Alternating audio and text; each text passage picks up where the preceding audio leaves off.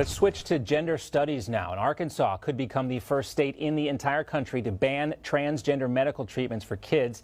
Doctors who choose to treat transgender kids could also lose their medical licenses in that state. The Arkansas bill also opens up doctors to lawsuits if they do treat transgender kids and those kids later regret their medical procedures. 16 other states, as we indicated, are also considering similar bills here.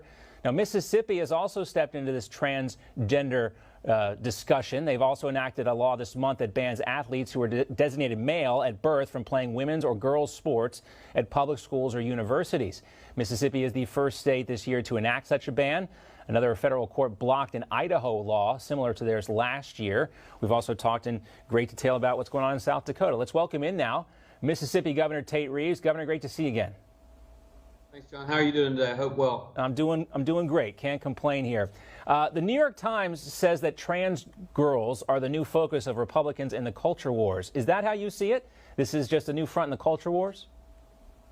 Well, first of all, we wouldn't be having this conversation today were it not for the fact that Joe Biden, as one of the first things that he did once elected and sworn in to the presidency, is to sign an executive order which made these steps necessary. I have 3 young daughters, and I believe very strongly that we've got to do what we have to do to protect opportunities for young female athletes across the country.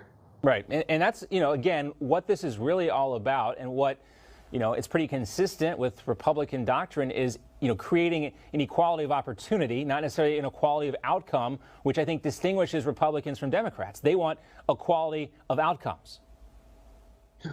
Well, you're exactly right, and when you try to force the opportunity for biological males to be on the same playing field with biological females, therefore taking away opportunities for young girls across America, I just think that was a very poor thing for President Biden to do.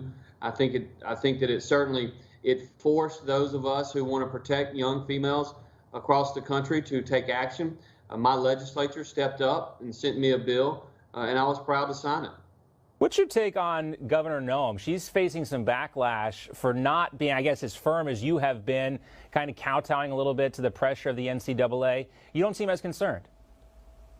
Well, I'm not concerned about the pressure. I believe very strongly that that those of us that are elected to office have to stand up and do what we think is right. And I'm not all familiar with what's going on in other states, but my legislature is currently, hopefully, in their last day or last 2 days, and we've been focused on that. But in our state, and I've been able to do this throughout my entire career, I believe that certainly Republican voters, and really voters across the aisle as well, reward elected officials who step up and do what they think's right, whether they agree with it or not. The one thing about this issue, though, is 85 to 90% of Americans agree with the position that we are taking. It's only the fringe and only the far left that pushed President Biden to sign this executive order. I don't even think a majority of people in his own party agree with trying to take away female athletes' opportunities and give those to biological males.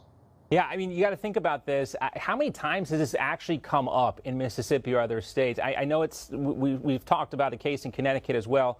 But again, this is one of those things that seems to be disproportionate in terms of priorities here and how many people are affected. We'll set that aside for a moment because I also want to talk about, your stance on these mask mandates. We're hearing today that the Wisconsin Supreme Court, or I guess maybe the federal Supreme Court from what I'm seeing here, has tossed out a Wisconsin mask mandate. You rescinded the mandate in Mississippi back on March 2nd, the second state to do so. How are things going down there for you guys as it relates to COVID? Well, things are going exceptionally well here in Mississippi, and the reason they're going well here in Mississippi is the fact that Mississippians don't have to be told what to do by their government. They're willing to step up and do what they think's right for themselves. And so we haven't had a statewide mask mandate in place since the summer. We did county by county mandates in Mississippi throughout the fall, the winter, and the early part of the spring. And what we found is the numbers simply no longer justified any mandates in our state. The far left wants us to focus on the data and focus on the science when the numbers are going up, and then they want us to ignore the data and ignore the science when the numbers are going down. Yeah. I took all mask mandates off in the state of Mississippi over a month ago, and our numbers have gone from approximately 600 cases per day to less than 220 cases per day. So we've cut it by 2/3 over the last month, and that's from a peak of 2,400 cases per day. So we're down over 90%, John, over 90% since our peak at the beginning of the year. And so we're actually doing well. Our hospitalizations have plummeted. Our number of patients in ICU beds have plummeted. And that's a good thing. And it's because we have a new tool in the toolbox, and it's called a vaccine. And we have what do you think, Governor, about these 1.25 million shots delivered so far? We talked about this yesterday. New York instituting vaccine passports, a digital kind of form of that. Also, there's talk within the Biden administration about having a federal vaccine passport. I would imagine you're no fan of that idea either. It's just yet another example of the Biden administration and others that are close to them not understanding the proper role of government and trying to overreach and force Americans to do things. We believe in liberty, we believe in opportunity, and we believe in allowing Mississippians and all Americans to make choices for themselves. You mentioned the difference in philosophies earlier, and this is very important. This administration has a true philosophy and a true belief that everything is better if Washington, D.C. is making 100% of everyone's decisions. And I just couldn't disagree with that more. Right. You know, again, philosophically speaking, you take away a lot of the hyperbole surrounding the differences between Democrats and Republicans. And it comes down to this, I think, Governor, that Democrats believe the government is here to protect them from everything, whereas Republicans feel like they need protection from the actual government these days.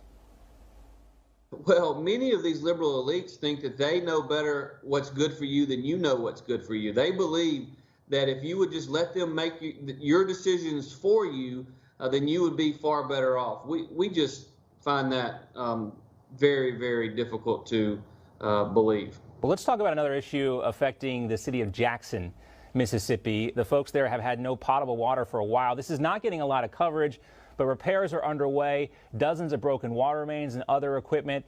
But Jackson's 161,000 residents remain under a boil water advisory. But, you know, we're talking about the infrastructure bill the federal government wants to play. It's massive. I've heard anything from $2.5 to $10 trillion. Is there anything for Mississippi's water crisis in there? I mean, I know we're talking about equity when it comes to racial inclusion, things like that. There's all kinds of pie-in-the-sky ideas in the infrastructure bill. But is there anything in this bill that the president's touting that's going to help Mississippi? Well, I haven't seen the bill yet, and I know he's allegedly going to talk a little bit about it today, but you're right. The numbers have gone anywhere from $2 trillion to $10 trillion. Surely there would be something in a package of that size that would be helpful. Look, in America and in Mississippi, we need to spend more money on infrastructure. Yeah. Now, we need to understand that should be a priority because public infrastructure is a core function of government, and therefore we need to prioritize that infrastructure. We don't just need to go borrow more and more money from China so as to invest in infrastructure. We need to prioritize it. We need to invest in it. We need to recognize it as important. And that's something that we have been talking about in our state for a number of years. We've done infrastructure packages in Mississippi where we're spending hundreds and hundreds of millions of dollars a year more on roads and bridges and water and sewer systems and other public infrastructure systems. We need to do more. And certainly the federal government has a role to play in that. But we also have to understand the other side of it, which is where is this money coming from? And it used to be coming from our kids. And I felt bad about leaving this debt to our kids. But it's no longer about our kids. It's my kids' grandkids that are going to have to be paid. And great-grandkids. I mean, when you think about, when we're talking about trillions of dollars, tens of trillions of dollars, potentially, there seems to be no limit on this. And my point here, Governor, is that there are real, like you said, real infrastructure needs in this country. And, you know, the state of Mississippi is not responsible, per se, for every single city. But again, you have all these pie-in-the-sky ideas that Democrats are talking about, Green New Deal and things like that, when we have real needs like down there in Jackson, Mississippi. Wish it would get more attention instead of some of the social justice stuff. Great to see you. Governor, thanks so much.